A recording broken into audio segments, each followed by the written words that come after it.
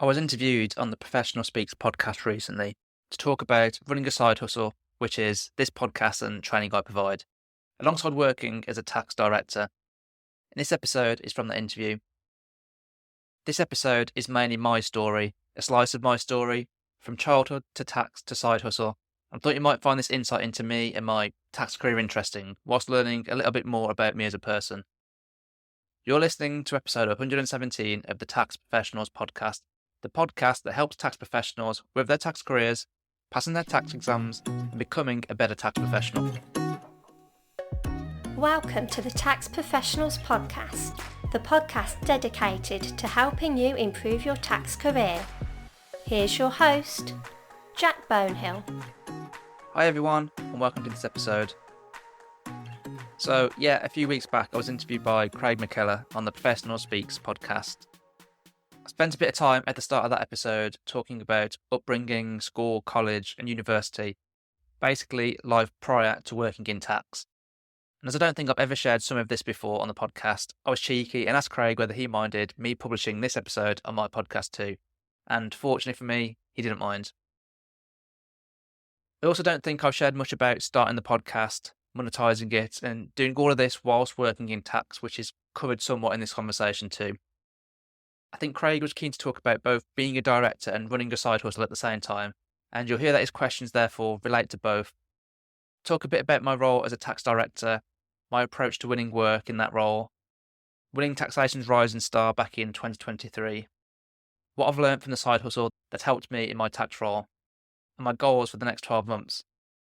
So this episode is a little different than usual, but I hope you like it. I've got two of my masterclasses coming up shortly, one in May 2025 and one in June 2025. So the one in May 2025 is the Tax Research Masterclass. The Tax Research Masterclass is designed to teach tax professionals the practical skills to be able to undertake tax research. So if you have a team of tax people, if they come on this course, what it will do is it will help you to be able to delegate work to them so that can save you time and you get better quality, higher quality outcomes from their research. And the second course is in June this year, which is the Tax Advice Masterclass. And this one is designed to teach tax professionals how to provide high quality tax advice that clients value and leave them wanting to come back for more. And similar to the Tax Research Masterclass, if you've got people in your team and they're doing advice, maybe they're doing the first drafts of advice or something like that, then if they come on the course, what it will help them do is create better first drafts, which will save you time as part of the delegation process and the review process. So if you're interested in either of those, then I suggest you head on over to the taxprofessionalspodcast.com/masterclasses. And I'm more than happy to have a chat with anyone that wants to speak about these. And in a chat, we can figure out basically if it would be beneficial for your tax team or the wider tax professionals in your firm. And we can have a look at who we think would be the most appropriate to be enrolled. Hi, you're listening to the Professional Speaks podcast with me, Craig McKellar, your host. As an ex-Big Four auditor for 6 years, I now run a specialist recruitment consultancy called McKellar Consulting. Throughout this podcast, I speak to senior leaders from the professional services community, past, present, and future. These leaders work in accounting and finance, audit, tax, corporate finance, consulting, legal, and investments. In the comfort of their own office, I will be posing questions to our guests to gain insights from them across a variety of topics, including balancing work and life, mental health and mindset, risk-taking, and effective leadership. These insights will help us learn, be inspired, grow, and ultimately succeed in what we want to achieve in our careers. Here's what's coming up on today's episode. It just goes to show what you can do if you try something out, I suppose, and you start looking at how to do things well in terms of, maybe selling or businesses, or how to make money with small audiences, or whatever it is. Basically, there's an awful lot you can learn how to do, because I just did it all through podcasts, internet, and books. Basically, I didn't pay for anything for the first 3 years that I was doing this. Really, it's only since then that I've paid for some things to try and help me get better quicker, or grow it quicker, let's say. In this episode, I'm joined by Jack Bonehill, who is an employment tax director at PKF Smith Cooper, which is an independent UK accounting firm, part of the PKF network. In this episode, Jack tells us more about how he manages being a tax advising leader and hosting a podcast as his side hustle. Hi Jack, it's great to have you on the Professional Speaks podcast today. I know we've chatted over the last couple of years, so it's great to have you on today. For listeners and viewers who don't know of you, you are an employment tax director currently at PKF Smith Cooper, which is an independent UK accounting firm, part of the PKF accounting network, and you are also, if I can say, famously a podcast host of the Tax Professionals podcast, which has been growing and going strong for over 5 years now. Yeah, no, thank you for inviting me, Craig. It's nice to join on someone else's podcast for a change and be interviewed rather than be the interview for a change. Yeah, no, it's great to have you on. And, if there's any tax professionals listening who don't know of your podcast, we will be discussing it and you should definitely check it out. So I like to start off for all guests on here, just to give people a flavour of who the individual is. So it'd be great to hear just a bit about you, your background, your upbringing, things like that. Yeah, should we go? Let's go back to, I suppose, upbringing then a bit, because I think that's probably a little bit different, isn't it, to what I suppose people would typically share in like the professional world, let's say.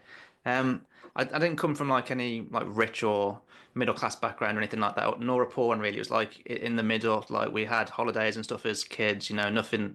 I think I did 2 abroad holidays as a kid, so we were like just, I suppose, a normal family really. I'm one of 3 children, the oldest one, so the one that they make all the mistakes on first, and then they're better off for the ones that come around. And my sister, who's the youngest, is definitely the most spoilt because she's the only girl and the youngest, I think. So there's that there. I didn't particularly like try in school, let's say. So I suppose I was naturally okay at some things like maths, for example. I was always naturally good at science. I was naturally good at English. I was terrible at. So I actually failed GCSE English first time round and got a D the first time I sat that. I then managed to scrape a C second time round, which was always the one thing that annoyed me about school because I felt like I could have done better than that, but whatever the circumstances were at the time, it just didn't work out for me. There's kind of like a switch I think that flipped in my head at some point. It was when I went to college, because in my mind I was going to college out of choice and wasn't being forced to do it anymore like school. And I thought, if I'm going to choose to spend my time doing this, then I want to use that time well. So I went in wanting to put a lot of effort in, basically. But the first few kind of assignments I had in my A levels, I ended up failing a few of them, which was a bit of an eye opener for me because I'd picked subjects that I was naturally good at, but being naturally good at them anymore wasn't enough. But then I ended up putting in I suppose, a bunch more effort, figuring out how to actually study because I'd never really done that in school, off my own back, didn't really revise any of those things. So I had to learn that skill and ended up doing pretty well in college at the end. So I ended up getting an A star in maths, an A in accounting, which I suppose has ended up leading on to some extent me working in tax. But I also did a BTEC in music technology. I played guitar as a kid, not to any good standard by any means, but I did play it, and I played a little bit of drums here and there and too. So that was like, I chose my A levels and stuff based on one thing I enjoyed, which was the music side. One thing I thought I was good at, which was maths and accounting, which I thought would help for career prospects. I then made a decision to do a maths degree, which was the hardest thing I've ever done in my life, and I think I'll never do anything more difficult than that ever again. It made me feel really stupid in like the first 6 weeks of being there because I was just surrounded by people that were really, really smart. And one of my best friends from uni in the end was just so natural at maths. Like he understood everything in the lectures, gave me a bunch of help afterwards. And I used to sit there in the lectures like, what on earth are they talking about in this? Like I had to go away and really work hard to understand what they were talking about. But I think what that did is it put me in a good position when I got to work in terms of like how to put effort in, how to be determined, persevere, all that type of thing. So that by the time I was working, kind of learnt those skills, and I think they really helped a lot in my early years of my career. No, that's really interesting. And were your parents or anyone else kind of good at maths, or was it were you the odd one out? It's kind of the thing that everyone in the family is better at, let's say, than English. Like I don't think any of us are an English family. Well, not in terms of we weren't brought up in England because we all were, but in terms of the subject, it's not like the strength in our family. I mean, I look at some of the WhatsApp messages with my dad nowadays, and I can't even understand what he's talking about. Like honestly, like it makes no sense to me or my wife sometimes.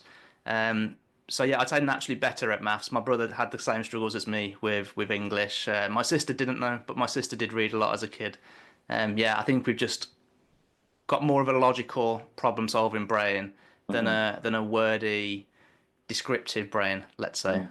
Mm. And am I right that you're from Birmingham? Yeah, Yeah. well, to actually the Black Country, so I was brought up in Dudley, which is technically separate to Birmingham. And I don't think that helped actually, side note, because the way that we speak in the Black Country, which I don't really speak like that much anymore because of, I suppose, the clients and stuff I speak to that have no idea what I'm talking about. The way that we say things, like, it's not, we say words in the way that they're not spelt, like not even close, like, and we say some things that are like really weird in terms of grammar and things like that. So it was hard to learn how to, I suppose, speak or write properly, let's say, more of the Queen's English. I mean, I'm still nowhere near that, of course, because I've still got my roots, but I've had to work hard to like write and to speak in a more professional way because it's not something that came naturally to me at all, being brought up in the Black Country. I mean, the UK is full of, regions with their own dialect and slang. I Yeah. think a lot of people listening to this can probably relate. Just touching on that though, was it working in the corporate world? Is that how you learned to maybe speak differently, whether it was slowly or just articulating yourself with better words, or was it something else? Think it was mainly university for me. I went to Birmingham University, and there's a lot of people I think that go there that come from like privately educated backgrounds. So I was surrounded by more people that spoke, let's say, quote unquote, proper English. So I think that helped for sure. And actually, before I went to uni, I kind of realised that my written English wasn't up to scratch. So I spent quite a lot of time between college and university, like actually working on that. I actually started reading some books. I'd never chosen to read a book off my own back before until then. So I was 18 before I voluntarily read a book. That helped, but I was kind of doing it in like analyzing pretty much like every paragraph, every sentence, every word used to just try and learn from it. Really, it wasn't there for pleasure for me. It was there as like a pure learning exercise, let's say. Hmm. That's really, really interesting. Not something that we've spoken about before, so I just thought I'd ask a bit more about it. So obviously doing a maths degree probably opens up the door to lots of different paths, for your career. So I guess the main question is, how did you, get into the world of tax and I guess employment tax to be more specific? Yeah, this one day when I was walking back to the train station after a day at uni, I walked kind of through this communal area, and they had like some guides around careers, like just on the side. And the two I picked up were tax, and the other one was actuarial work. I actually wanted to be, after reading those things, I preferred the idea of an actuary. I like the idea of tax, but I preferred the idea of being an actuary. But because I got my C in GCSE English, that made it borderline. Well, it like over halved my opportunity straight away because most of them wanted at least a B to even like apply, basically. So that cut them in half. I wasn't willing to move, and most of the jobs are in London for that, not Hmm. Birmingham. And so the ones that were left, I was basically just not successful with at the time. And so I pursued my second choice, I suppose, which was tax. And actually, for probably a good 3.5, 4 years, I kept thinking, do I want to move to be an actuary instead? Do I want to be an actuary instead? And it was only really when I became CTA qualified and I thought, I'm not going through any of that again, like with the studying and learning, that I kind of became more at peace with it. What I liked though about the idea of tax was being client facing. I quite like speaking to people and helping people, so I like the sound of that. I actually wanted the challenge of doing something a bit more English based, so I knew there'd be a lot of law in tax, and that was something with me struggling with English as a kid that I kind of wanted to try and get better at rather than just go down the maths route again because I'd kind of been there, done that then with the degree type thing. And I suppose just I wanted something that had like a lot of thinking in it, a lot of Hmm. complex thoughts, that type of thing, because I enjoyed that element of my degree, and I thought kind of tax was a good mixture of those things. So I just felt like it would work for me, and I felt like I would enjoy, large elements of it, which is, it turns out to be true. Hmm. And coming on to that, what does your job entail? Employment tax director. Yeah, so it's more than what I would have thought it would have entailed back then. I thought you'd literally just be turning up every day, talking to a few clients, telling them about tax, and kind of going home, which I think is pretty much true up until about manager grade, I would say. Senior manager is where it starts to have the most significant change, I think. So you start having more of a focus on winning work at that point, I would say, which kind of ramps up when you get to director level. And I think at director level as well, you've got a bit more of like a leadership element. So you're not just running a team, but you're potentially like giving it direction and trying to think of strategy and just making sure that everything's running smoothly. So my job nowadays is it's about 50% working on clients, but that's not necessarily client faced anymore because I might be supporting the team who are working on the client jobs instead. So I've got a bit more of like a back office role sometimes now on that. It's setting like the strategy for the team and trying to make it run effectively. And it's pretty much keeping clients happy and bringing on board new clients, which is probably the most difficult job for someone with like the skill set of a natural tax person because we're not salespeople at all, and it's completely, I would say, unnatural to us. Mm. I mean, we don't need to go too much into it, but your approach to, I guess, winning work and winning clients or talking to clients, maintaining relationships. Like you say, you're not a salesy person, and maybe sometimes when we think of a salesy person, we might think of a car salesman or something like that. How do you approach sales, as it were, in the professional world? Yeah, it's probably almost like the complete opposite way to what people would think of when they think of sales. I'm very kind of honest and upfront and a bit of an open book, really, which I have actually been criticised for in my career, which is a completely different point. But that's the approach that I take. So whenever I'm talking to like current clients or prospects, I'm very honest with them. My kind of thing that I'm big on now is telling real stories to clients that might have happened with other clients or just happened over the course of my career, but trying to tell them in a more interesting way so that they are not only, I suppose, taking the point, but they're actually like enjoying, say, having the chat with me.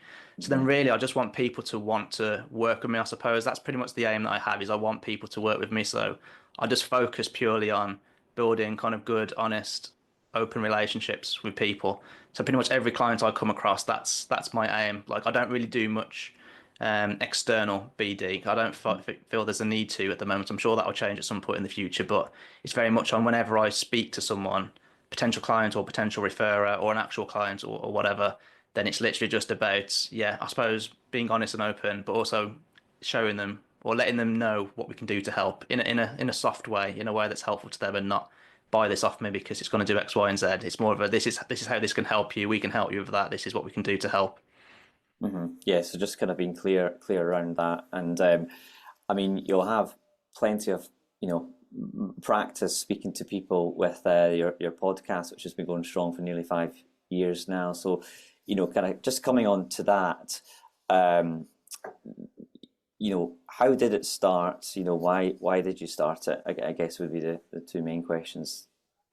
Yeah, the non-flashy answer is I started it to see if I could make a side hustle, one that actually made some money outside of work. I kind of went through stages really. I went through me and my wife are very tight. We don't really spend much money, so we had savings, and I wanted to do something with those savings. So I looked into investing, and when I was looking into investing, I came across the concept of a side hustle. Like I'd actually never heard of it before, so I was probably like 23, 24 before I'd even heard of the concept of a side hustle, which probably makes me sound like I live under a rock a bit, but that's the truth. And then when I got onto the topic of side hustles, I just kind of became hooked on it. It was almost like a challenge for me to see if I could make one that worked. The first one I tried was making YouTube videos on tax topics. I made two. They were both between like 5 and 10 minutes long, and they took me probably somewhere between 15 and 30 hours to make. So I quickly realised that that was an awful lot of time and effort, which I didn't really have, and it's going to take me a long time to monetize that in some way. So I kind of dropped that. And then at the start of the pandemic, one of the podcasters I was listening to at the time, it's called the Smart Passive Income Podcast. Um, they had courses to like help you start a side business or to start a business in general. And at the start of COVID, he made that course free, the host did, called Platfilling. And so I just enrolled in it, and I went through that course, which kind of talked you through like, what are you good at, what do you like doing, all those type of things, and kind of trying to get the intersection between it. So I felt like I could help people, even if I was just a few years in front of them in the tax world, because I'd kind of been there, done that. I had my music tech background, so I knew kind of how to edit audio and do all that type of thing. And so I just gave it a go from there, really. I mean, I was pretty worried about how people might perceive it, to be fair, but I kind of got to that point. I was like, if I don't do it, I'm going to lose out more so than if I don't try and do it. I didn't want to just kind of live a life where I wasn't doing things because people might judge me type thing. So it just started there, really. It started off with not many listeners at all, as I suppose is always the case with these type of things. But I just kept putting time and effort into it, trying to find out ways to grow it, trying to find out ways to make it better, more enjoyable, more helpful for people. And it kind of just spiraled from there, really. Did you get feedback quite early on from, when you started it, or maybe before you started it, did you ask tax professionals you knew, for their thoughts on your idea? Yeah, because of that course, actually, I very much did test the concepts, if that makes sense. So I reached out to a bunch of people to see whether they thought the idea would be good, whether people would actually listen, and what I could do to like tweak it and refine it, that type of thing. So I did do that, which definitely helped a lot. To be fair, it kind of reinforced the fact that it would work, but I just needed to make sure that I targeted it right in the end. Hmm. Um, I had a few messages from people early on that had kind of found it in its early days and sent me like really nice messages about like how it had helped them and how they thought it was really cool in some circumstances. And so those kind of few messages that I had in the early days really did almost encourage me to keep going in a way. Because the second I realized that there was actually people listening, like real people listening, and it was actually helping them, that was the difference between me thinking this is just me sitting in my bedroom, essentially recording the podcast, to this can actually help people. And if I can do this right now, maybe I can make something of it, type thing. Yeah, yeah, no, that's really good. Similar to what I did. Find out if there's a need for it, and you know, I had done a side hustle when I was auditing, which was set up a shirt business. I don't know if I've chatted to you about that before, but I monetized that, but I monetized it, I guess, without making a profit. So I got money for the products, but overall really didn't make a profit. Took loans out, etc. It's one of the reasons I left accounting was, doing 60, 65 hours. I thought if I did 40, 45 hours somewhere else, I had 15, 20 hours to do, a side hustle. What could I achieve? And, like you, I just thought, let's just go for it. So that's really interesting. And so, Just a quick reminder that I'm running the Tax Research Masterclass in May 2025 and the Tax Advice Masterclass in June 2025. So as an individual, you can enroll by heading on over to thetaxprofessionalpodcast.com/masterclasses. But if you're an employer or you run a tax team or a part of a tax team and you want to enroll multiple people from your team or wider firm, then I suggest you send me a message and we get a chat in to discuss. Back to the episode. monetizing it, how did you monetize it? I think, I would think, does that mean you were getting advertising revenue because your numbers were at a certain number, or is it something else?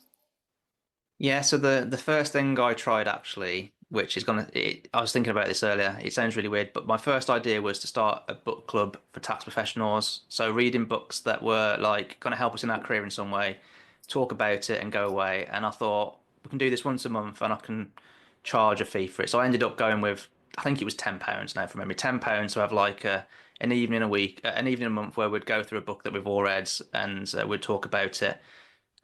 So I kind of sent emails around and stuff to people in my audience, etc. And getting that first sale, even though it was like £10, was like quite a happy Mm. moment in a way because it was Yeah, like I've got one person. If I can get one, surely I can get more. yeah, So by the time we had the first book club session, there was I think 10 people that had kind of enrolled. Five of them though had already dropped out before the first session or something like that. So there's like five of us on it, and then I think some people ended up not turning up anyway. So there's only like four of us on the call in the end, four or five of us. But I did that for probably like 6 months before I realised that obviously the money here is small because I'm only charging £10 a time. Um, there's clearly not that much interest because I had, let's say, 500 people on my email list at that point, and I got four people in it. So it proved the concept for me, and it was the start of me thinking I can maybe the monetization this is more tangible than just like a dream now, let's say. And I ended up having one of my guests on my podcast that helped with CTA exams. At the time, they were kind of selling some services to help students. And if people ended up buying their services as a result of me, they were giving me a slice. And that was the first time where I started getting like a more sizable income, let's say, from it. So I think in like a year, that was like 6K or something, which I know is not huge money. But considering this is like a thing outside of work, like to me, that was like insane that I was getting like 6K a year from it. But I And was very what reliant on other. I was just going to ask him what level were you at work? You say 6K doesn't sound a lot, but actually, well, might have been quite significant, with the salary that you were getting at the time. Yeah, I'm not 100% sure, but I think I started the podcast when I was assistant manager, and then probably in about 6 months I was manager. So I'm gonna say manager at that point in time. So Yeah, probably earning somewhere between like somewhere around the 50K mark, probably yeah, at work at that point. yeah. Um, so yeah, that was that. But the main thing that has been my kind of income stream from it is creating courses purely for people who work in tax. So I've got my two favorite courses, which are the Tax Research Masterclass, which teaches people how to use tax legislation, guidance, case law to find the answer to any tax question, basically. And I've got the Tax Advice Masterclass, which helps people actually give good advice to clients and not just what tax people think is good tax advice, basically. Hmm. And those are definitely the two biggest income streams for sure. I have had sponsorship, which is the typical one that people think of, but with numbers for like my listenership, which at the moment is around 600 to 700 in the first 90 days of an episode, like typical sponsorship income is like £50 per thousand listeners or something like that. So that's obviously low. So I've never gone down that route, but I've ended up going to a few tax recruiters who have been willing to sponsor for more than that because they've got the prize of placing someone that listens and comes to them through the podcast. So yeah, it's been a few different income streams. The only ones that I really have now are the courses. That's the thing I solely focus on because it's the thing I enjoy the most. And with limited time, I just wanted to keep it simple rather than make it too complicated. Hmm. Yeah, no, that makes a lot of sense. Um, so you saw that these courses being quite successful. Your numbers of listeners were growing. Um, is that what you hoped it to be, the podcast to be, or would you say it's quite a different thing now than you imagined? Yeah, it's really hard to go back and think what you were thinking like 4 or 5 years ago. So I really can't remember what I would have thought was good back then. I think it might have been if I could get 10K a year from it, then that would be good. But that point in time, I was working 5 days a week and doing this purely in the evenings and weekends. So I think it would have probably been that then. It's surpassed that, but I have also gone down to 4 days a week as a tax advisor. So I do 4 days on that and 1 day on the podcast slash everything that's connected to it, let's say. So I always just refer to it as the podcast business, but obviously the training isn't a podcast. Yeah. So yeah, it's surpassed that. And I think really it just goes to show like what you can do if you try something out, I suppose, and you start looking at how to do things well in terms of, maybe selling or businesses or how to like make money with small audiences or whatever it is basically like there's an awful lot you can learn how to do because I just did it all through podcasts, internet and books basically. Like I didn't pay for anything for like the first 3 years that I was doing this really. It's only since then that I've paid for some things to try and help me get better quicker or grow it quicker, let's say. Mhm. Yeah, I think people. I think some people can have the wrong perception that a side hustle, doing something on top of your work, it means you're not going to do your current day job well, and you're going to be distracted, and you're going to be you won't have enough energy for it. But I think I would argue against that and say exactly what you said, which is that you can learn a lot from doing a side hustle. Going back to what I said about with my shirt business, I didn't do an art, a design degree or anything like that. I hadn't sold anything online before. There's so much that I learned that has helped me in my day job now. And I think, you need to have the right support around you. And I guess, I'm assuming your old employer and your current employer are very supportive of the podcast that you do. And, that's why they kind of allow you to do the 4 days in the job as well. Yeah, well, I've definitely learned a lot of things from doing the podcast that have definitely helped with being a tax advisor. I'm way better at public speaking now, let's say, because I suppose you train that skill a lot when you're talking into a microphone. That could be And just that could be the next thing you monetize. If anyone's listening and wants you to go and talk at an event.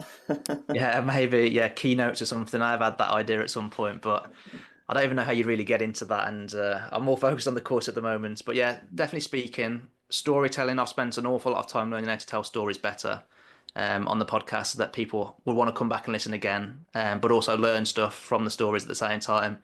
So that's directly translated into helping me to speak to clients and, let's say, quote unquote, sell services to them. So that's helped massively there. I mean, just kind of the whole thought process around pricing and quoting and just winning work. Like, I've had to do that through the podcast to make any money through the side hustle. And again, that definitely directly translates to working in tax.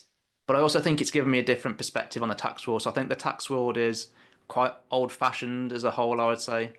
Hmm. And doing something like a podcast, which is like much more modern, let's say, and kind of the techniques and the strategies that I'm using through the podcast, I don't think really many people at all would touch that in the tax world. So it's definitely helped me to bring like a more modern perspective to the tax world. And I think that's probably something that I would be criticized for again by some people, like trying to do things a bit differently to others. But to me, like I think the tax industry as a whole needs modernizing quite a lot. And I think anything that gets us away from the traditional stuff that people are just doing because it's always been done like that, the better for me. Like I don't like the status quo unless like the status quo is clearly the best way to do it. I like to try and think of, no, we've got this. This is the way it's being done now. Can it be done better? Is there anything different that we can do? And I've learned a bunch of things through the podcast that's helped with that.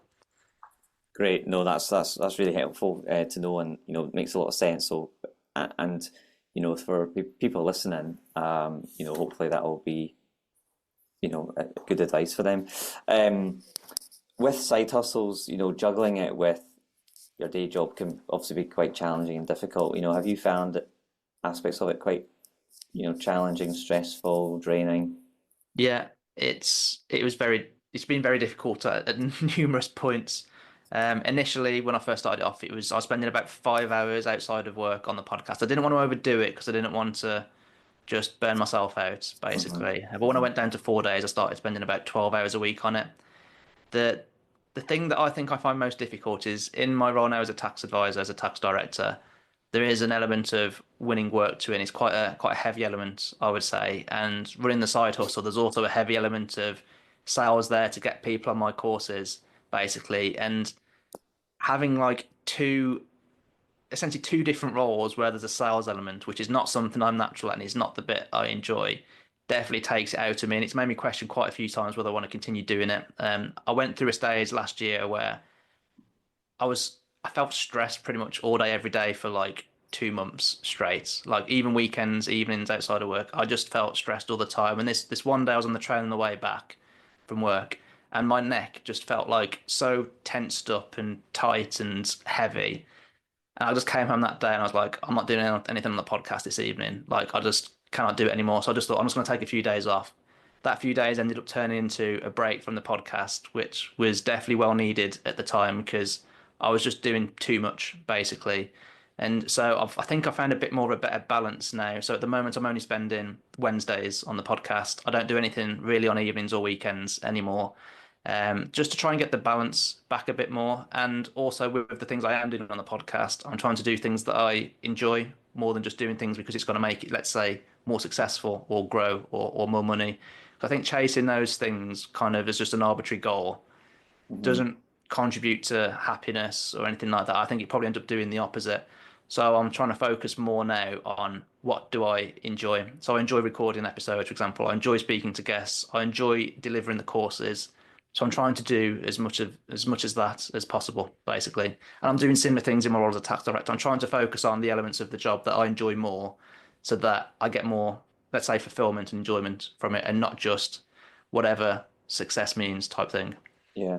Yeah, no, no, yeah, again, that's understandable. I think over time things evolve. We go in with a mindset to achieve some things, and then we can get burnt out from it or tired, and so we reflect, we change things, and maybe improve things. So it's good to hear that you feel you've got more of a balance now, and you can still make produce quality at work, produce quality in the podcast as well. Um, years before you become director, just go back to your day job. I believe you won a Tolley's tax award for Rising Star. Can you say just a bit about that? I know we've maybe only got 5 minutes or so, but would you mind saying just something about that? And did it help in your career going forward? Just for people listening who might think about applying for maybe an award at some point in the future. Yeah, yeah. So the main reason I applied for it was because I thought if I could even be shortlisted for that award, then it would help get more eyes on the podcast. That Hmm. was the main reason behind it. I mean, I did think about the ego thing a bit and thought it'd be nice to, win it, etc. But that really wasn't the main driver behind it. So I just put myself forwards, ended up winning it, which, in the moment was really nice, having the award handed out on stage and this, that, and the other, and kind of the congratulations and stuff that I received afterwards. But really after that, I haven't really used it much. Maybe that's my mistake, but I definitely use it when I'm selling my courses because, to potentially a tax partner that's, let's say, in their 40s or 50s, looking to pay for training for their staff. Like if they just see me as this young bloke that's 30 years old, like it's on paper not that credible for them. Whereas if they can see that I've won the Rising Star Award, they can see that I've done all these other things and everything. It's kind of part of the puzzle of building my credibility, I think, with Hmm. people. Hmm. I do not use it at all in my role as a tax director. I never mention it to clients. It's just not something I think they'll even understand, to be honest, because like one, do they even know who Tolleys are? Probably not. Do they know that the taxation awards are like a prestigious award ceremony in the tax industry? Probably not, even more so nowadays because award like things are cropping up everywhere. There's literally an award for everything nowadays, isn't there? Yeah. So, and I think the perception of that market is that people pay to win these awards as well. So I just think in terms of clients, they're not going to see it as a pro really that much. It's more, I think they'd more so see it as a brag more than anything. So Yeah. I just don't mention it to them. So it's hard to say really how much benefit it's had because I don't know whether people who have ended up coming on my training have come on it because of that, whether it's topped them over the edge or not. But I just think it's something that helps me build credibility with people, and I think it's helped people know who I am, so I get my foot in the door more than what I otherwise would have done, basically. Yeah, no, that's helpful and good for people to listen to and have a think. Know why you're going to get it, and like you say, it's not something you're really going to want to shove in the face of clients. It's probably going to send the wrong message, but it does add to your credibility. It's something that you can have in the background, that you've achieved. As an achievement. So it's great to have it. Just as we're wrapping up the podcast as well, I always like to ask guests about the next 12 months. So, do you have any goals, any personal or professional goals? This moment in time, I actually don't. It's like the first time ever that I'm not kind of going in 12 months, I want this to happen because yes, goals are helpful, but I think they also can cause stress and anxiety and a bunch of bad emotions when you overdo it. And because I've given myself so many goals over like the past 9 years or so, particularly in the last 4 or 5 when I've done the podcast, like I think it's contributed to that burnout and the stress that I had. So my more arbitrary goal now is to enjoy the podcast more, enjoy work more, enjoy life more, and kind of be driven more by that rather than I want to be partnered by X dates Hmm. or I want the podcast to have 1,000 listeners by this date or I want to make X amount of money through the podcast. Like I've just removed all of those kind of goals for now. I mean, I'm sure I'll bring them back at some point, but Hmm. for me at the moment, not wanting to quit is more important than growing, if that makes sense. And I think if I Yeah. get to that point where I'm just not enjoying this or my work as a tax director, then I'm just not gonna do as good anymore, and that's just gonna like stagnate me permanently, say, or for a longer period of time. So yeah, it's probably not the typical answer you get. I mean, don't get me wrong, I would like to become partner as soon as possible, and that's definitely on my radar. But I'm not set it as like I want to achieve this by this date. It's just me kind of working towards it bit by bit, whilst I suppose keeping enjoyment in my tax and podcast roles. Hmm. I mean, there's guests on this podcast that some have a plan and they stick to it and they get to where they want to get to. Some don't have a plan and they still, achieve a lot and, they're focused on the here and now and delivering, quality, etc. Looking after themselves outside of work, which can help you in work. So it sounds like you've got that mindset. So, it's refreshing to hear and nothing wrong with what you've said at all. So, good. It sounds like you're in a good place, and hopefully the podcast can keep growing. And yeah, like I mentioned earlier in this podcast, there's listeners who would like to check out your podcast, and they should, or your courses on your website, and or even to contact you on LinkedIn. I'm sure you'd be happy to receive any messages. Yeah, absolutely. Yeah, absolutely. Yeah. And I mean, for what it's worth, as one just last comment, like I think there's pros and cons to both the plans and the goals versus none. But I think the main problem with goals is that people set goals that don't really connect with what they want out of work. So they Mm. might have an object goal like, I want to be a partner. Well, why do you want to be a partner? Do you actually want to be a partner, or what are the reasons for it? So I think goals can be good and bad. I mean, if you set a goal to be a partner, you're more likely to get it quicker for sure, but you might get there and not be in the place that you actually want to be in, like as a Yeah, whole, yeah, let's say. yeah, So I yeah, think yeah, there's definitely pros and cons to both, and I've done both, and setting goals definitely help you achieve things quicker. But is it an empty achievement, or is it an achievement that, is actually going to make you feel fulfilled, or is going to contribute to your life improving in some way? yeah. No, absolutely. Well, Jack, thank you so much for coming on to the podcast. It's been great having you on as a guest. Yeah, thank you. No, it's been good to come on and talk about all things podcasts, childhood, and Yep. tax. Thank you, Jack. Thank you for listening to the Professional Speaks podcast. This podcast was produced by Springwood Studio Productions. Remember, you can watch the episode recording on our YouTube channel, and if you can, please do subscribe and share with all of your friends. The more people who listen to this, the more guests we can have on to share, so that you can learn, be inspired, grow, and ultimately succeed in what you want to achieve in your career.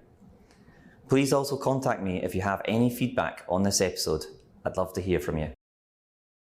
I didn't share as much in the interview about this as I'd hoped to, so I want to share a bit more here about how having a side hustle has made me a better tax professional. And I would say the short answer to this is that it's made me better at winning work and also bringing in fresh ideas to try in the tax world that mean we can do things in better ways. By recording the podcast episodes and speaking to guests, I've definitely learned to speak better, particularly with public speaking, and also to be a better listener when speaking to clients. These are both, I would say, as a consequence of practice, as the podcast has forced me to practice both of these. But being a better listener has helped me to better ask questions to clients, and therefore I believe I better understand clients and help them as a result of that. Related to this is that I've decided to learn how to tell stories better, which I think makes my chats with clients more interesting for them, and hopefully, therefore, they're more likely to remember me and want to work with me in the future. Getting better at storytelling is something that you can do without a podcast, and if you want to make a start, then I highly recommend the book Storyworthy by Matthew Dix, because most of what I know, if not everything that I know about storytelling, I've learned from that book or Matthew Dix. From a marketing standpoint, the podcast has made me realise that I don't think we market or advertise ourselves well or our services well in the tax world. I think our marketing tends to err on the side of boring. And we share technical articles on our websites and technical posts on LinkedIn. And I think the consequence of this is that people outside of tax rarely read what we produce. And the point of marketing is to generate interest in our services and to generate interest from potential clients. And they're the people that we want to consume our marketing. And so I think we need to aim for our marketing to be more appealing than it is technical. This I've definitely learned from the podcast by working on creating interesting episode names, drafting emails to market my courses, and more. Even if you don't run a podcast or side hustle, you can learn what I've learned, but perhaps in a different way. But the start of all of this is for you to be aware of these things and want to improve or do things differently. You can then work on or practice how to do these things. I would say targeted practice is absolutely key though. Show notes for this episode can be found at thetaxprofessionalspodcast.com/TTPP117. In there's a link to the Professional Speaks podcast, as well as Craig's LinkedIn profile. There are also links to our masterclasses if you're interested. You can subscribe for email notifications of all future episodes of the Tax Professionals podcast by heading on over to thetaxprofessionalspodcast.com/subscribe. Episodes are bi-weekly and released on Mondays. And if you're on that email list, you'll also get notifications of all my future courses. But that's it for this episode. I hope you found the episode useful and have taken away something to help you to progress, develop, and improve your tax career. Until next time.